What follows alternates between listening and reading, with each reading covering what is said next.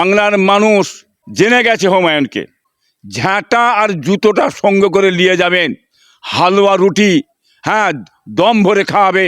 হুমায়ুন যখন এত বড় ক্ষতি করেছে, এত বড় ধোঁকা মেরেছে, ওই ধোঁকাবাজ মুখ্যমন্ত্রী পাল্লায় পড়ে, এক ধোঁকাবাজ তো মুখ্যমন্ত্রী আবার নতুন করে হুমায়ুনকে নিয়ে ধোঁকা মেরে ভোটটা টেনেছে।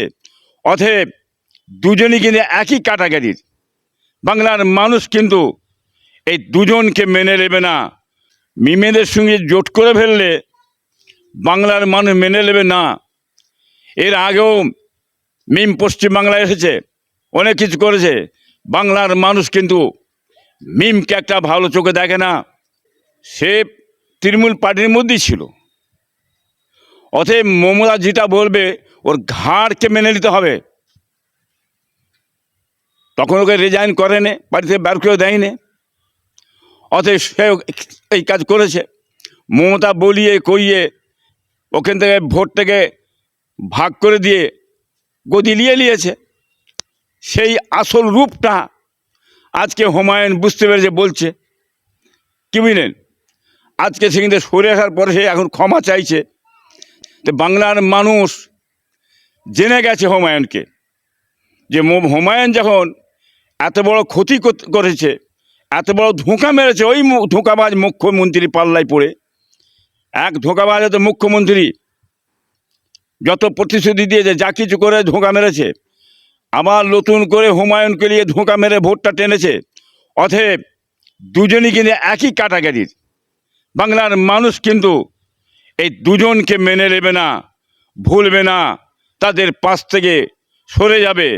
মানুষের বিশ্বাস, মানুষের একিন হারিয়ে গেছে।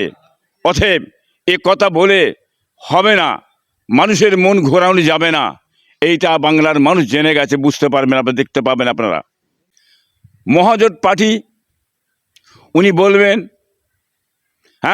ডাকবেন, যে যার ঝোলে ভাত দেওয়ার জন্য ঝোলে মানে ভাতের ঝোল দেওয়ার জন্য টানবেন, এটা পায়ের তলার মাটি দাঁড় করার জন্য টানবেন। কিন্তু এখানে মানুষ দেখবে, ব্যক্তিটাকে দেখবে, তার ভিতরের কর্ম কী, তার ভিতরে এজেন্ডা কি আছে, সে সত্যি পারে নিরপেক্ষ দল কিনা, কি বুঝলেন। এই পিছনটা দেখার পরে মানুষ নেবে। তবে একটা কথা হচ্ছে, মিমেদের সঙ্গে জোট করে ফেললে বাংলার মানুষ মেনে নেবে না। এর আগেও মিম পশ্চিমবাংলায় এসেছে, অনেক কিছু করেছে।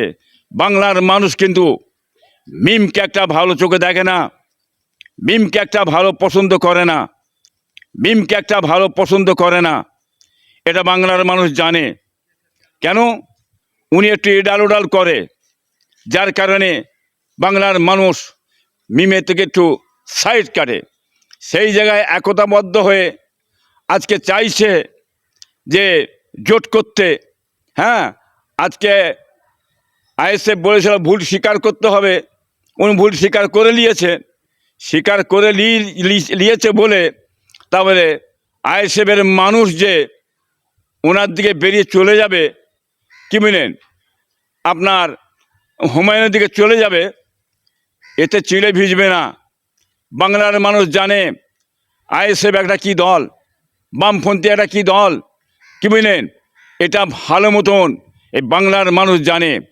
তারা এই ধরনের দ্বিচারিতা, ধোঁকাবাজি পার্টির মধ্যে চলবে, পলিসি করে ভোটটা টানবেন আইএসএফের। বাংলার মানুষ কিন্তু আইএসএফের কাছ থেকে, যারা আইএসএফকে মেনে নিয়েছে, এদের লড়াতে পারবেন না, এদের কোনোদিন সরাতে পারবেন না। এরা একটা জায়গায় কঠোরভাবে দাঁড়িয়ে আছে, দাঁড়িয়ে থাকবে। এরা মার খেয়ে পেট মানে জেল খেটে আজকে এরা পায়ের তলার মাটি আস্তে আস্তে নিয়ে এসেছে, দাঁড়াচ্ছে। অতএব এটা ভাঙবার জন্য আর একটা কৌশল চালাচ্ছে। এ কৌশলে কাজ হবে না। বলে দিলাম, আগামীতে দেখে নেবেন। ভোট যদি সঠিক হয়, কিভাবে ভোটটা পাবে আইএসএফ, সে বাংলার মানুষ দেখতে পাবে। কিভাবে আমার বামপন্থী মানে ভোটটা পাবে, সেটা বাংলার মানুষ দেখতে পাবে। অতএব বামের কাছ থেকে আর আইএসএফের কাছ থেকে আগামী ইলেকশনে ভোট আপনারা সরাতে পারবেন না, আমি ইনশাল্লাহ চ্যালেঞ্জ করে বললাম। বসতে পারে, বসবার কোনো অসুবিধে নেই, একজোটে লড়বো, একজোটে লড়বো বলবো, এসব বলতে পারে। নওশাদ পরিষ্কার করছে না, আইএসএফ চিন্তা ভাবনা করছে এখন। কেন? সিঁদুরে মেঘ দেখলি বাবা, হ্যাঁ, ডরাই, জানেন আপনারা।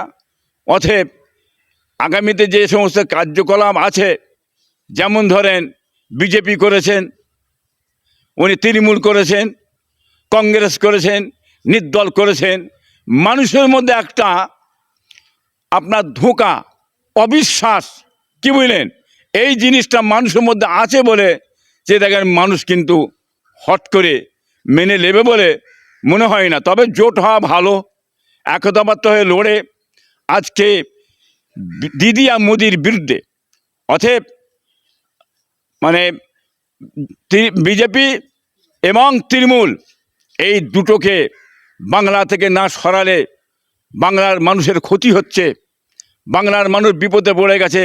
এই বাংলার মানুষের ঘুম নেই, প্রত্যেকটা মানুষ চিন্তায় পেরেশান হয়ে যাচ্ছে। তারা সমস্ত কাজ কাম ছেড়ে দিয়ে একই জিনিস তাদের মাথায়, হ্যাঁ, দেশের নাগরিকতা চলে যাবে নাকি, বাঁচবো কী করে আমরা, আমাদের ভোট উচ্ছেদ করে দিচ্ছে, আমরা ভোটার নয়, এই ধরনের চক্রান্ত, দিদি মোদির চক্রান্তরা বাংলার মানুষ বুঝে নিয়েছে। তবে একটা কথা বলে যাই আমি, পশ্চিমবাংলায়, হ্যাঁ, চিন্তা করবেন না। অতএব যারা 24-এ ভোট দিয়েছে, 24-এ ভোট দিয়েছে, তারা 26-এ ভোট দেবে, এক বিন্দু লড়বেন না আপনারা আপনার জায়গা থেকে। অতএব আমাদের ভোটে, এই 24-এর ভোটে মুখ্যমন্ত্রী হয়েছে, এই 24-এর ভোটে প্রধানমন্ত্রী হয়েছে আমাদের ভোটে। আজকে আপনারা আমাদের নাম বাদ দিয়ে দেবেন, দিয়ে এ কাজ করবেন, এ গাদ্দারি, এ ধোঁকাবাজি খবরদার মানবেন না বাংলার মানুষ। 26-এ ভোট দেওয়ার জন্যে, হ্যাঁ, আপনারা তৈরি থাকবেন, হ্যাঁ, বুথে বুথে যাবেন, আপনাদের ভোটের কাগজ নিয়ে যাবেন, 24-এর কাগজ নিয়ে যাবেন, আপনারা সকলে ভোট দিচ্ছে, আমরা ভোট দেবো। যদি সেখানে বাধা পড়ে তাহলে আপনারা জানবেন, ঝাঁটা আর জুতো, ঝাঁটা আর জুতোটা সঙ্গে করে নিয়ে যাবেন, হালুয়া রুটি, হ্যাঁ, দম ভরে খাওয়াবে। এই পশ্চিম বাংলার জাতি ধর্ম বর্ণ নির্বিশেষে হিন্দু মুসলমান, আপনারা খবরদার বলে দিলাম, যে 24-এ ভোট দিয়েছে কেন 26-এ ভোট দেবে না? তার ভোট দেওয়ার অধিকার আছে। আমাদের ভোটে তারা মুখ্যমন্ত্রী হয়েছে, তারা প্রধানমন্ত্রী হয়েছে। আমরা আগামীতে 26-এ ভোট দেবো, যাকে খুশি আমরা মুখ্যমন্ত্রী করব, যাকে খুশি আমরা প্রধানমন্ত্রী করব। আমাদের ভোটটাকে ছিনিয়ে নিয়ে, কেটে দিয়ে, হ্যাঁ, ষড়যন্ত্র করে আপনি বিজেপিকে টেনে লেসবেন পশ্চিমবাংলায়। দিদিমণি, এটা বাংলার মানুষ কিন্তু আপনাদের চিনে ফেলেছে, ধরে ফেলেছে। আপনাকে আর কোনোদিন বিশ্বাস বাংলার মানুষ করে না। এই মমতা ব্যানার্জিকে আমি বলে দিলাম, উচিত শিক্ষা আপনারা আগামী ইলেকশনে আপনারা দিয়ে দেবেন। ইনশাল্লাহ দেখলেন ভোটের যদি ভোট হয়, সঠিকভাবে যদি ভোট হয়, দিদির ঘুম হারাম হয়ে যাবে, ইনশাল্লাহ আপনি দেখে নেবেন।